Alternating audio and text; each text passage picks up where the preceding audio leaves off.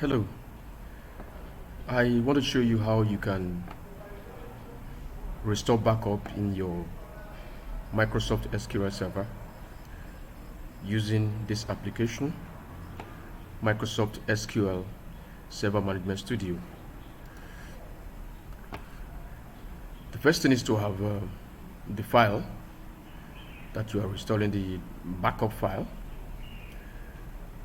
and locate this particular location within your file system where the server is installed. So the installation location is the local hard disk, program files, Microsoft SQL Server, and navigate to this my MSSQL. Navigate to this folder. Then in the backup folder, drop the .back file in here. Okay, so the idea is to get this into the database, to restore this into the database. So my intention is to reinstall. I want to restore this particular one into the database, AdventureWorks 2020. So having copied this file into this backup folder, now the next thing would be to go to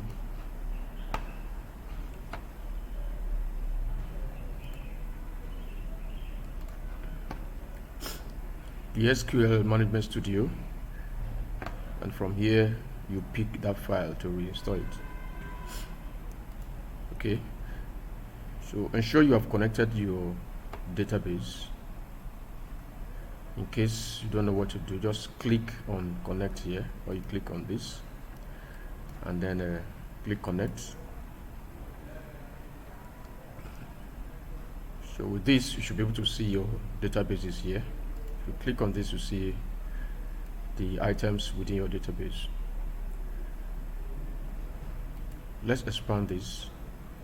I have AdventureWorks 2019 already restored, but I want to add the 2020 version. Right click on databases, this particular folder, right click on it, select restore database. It says no backup set selected to be restored. Click on device, click on this navigate button, click on add. This will take you to your file system where you can now pick the file. Click OK. Click OK. Now it is ready to be restored. This is the file here, verify backup media. Backup media verified successfully, so which means we can now restore it. If there is problem, there will be an error message here. So click OK to get this restored into the database.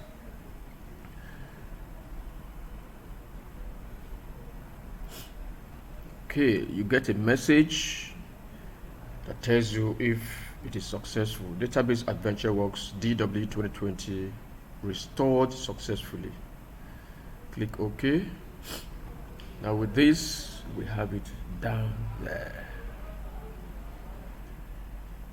If you double click this, it will expand it for you.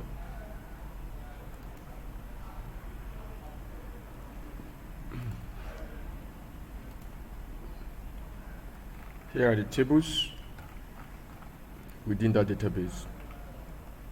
I hope this is helpful. If you need to use this for other applications like Power BI, then you can go ahead and open your Power BI and do whatever you need to do there. So my intention is actually to import this into Power BI. So I'm going to get this imported now. Click on get data, click on SQL Server, because that's what we intend using. SQL Server database, you have to get this, and that should be similar to what we have in the SQL Server, which is the item you have here. Okay, that's your server. So that link should be here. Then you can get this imported successfully.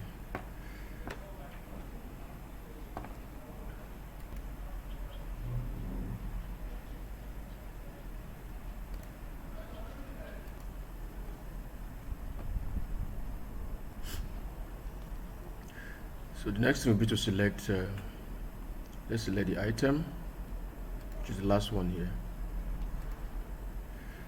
If we expand this, you see all the tables within. So we need to select the tables you need to get imported or restored into your database. The items I need to get into Power BI, in my own case, is a dim employee table. Dim employee table.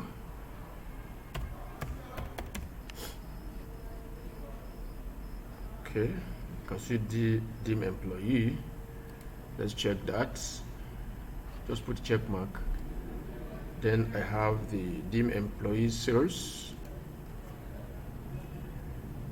Employee sales. Dim employee sales.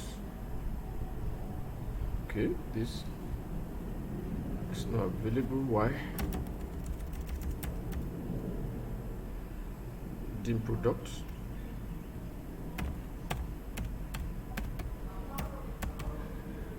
Dim products. Dim reseller.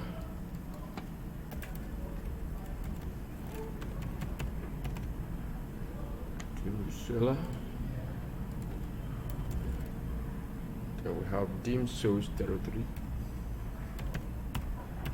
Dim sales. Let me check the one that did not come up. Dim employee. Dim employee sales territory.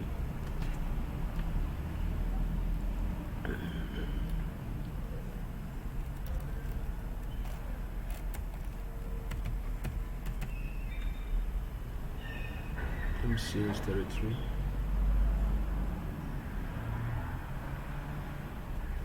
Okay, so let's just transform this data.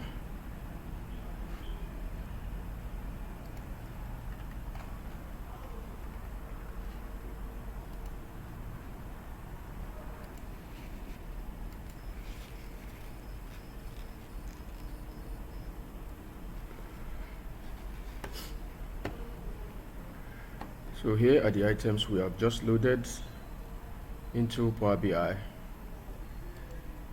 query editor.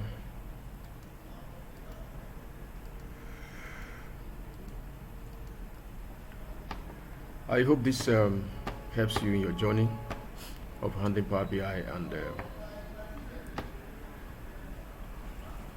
want to wish you best.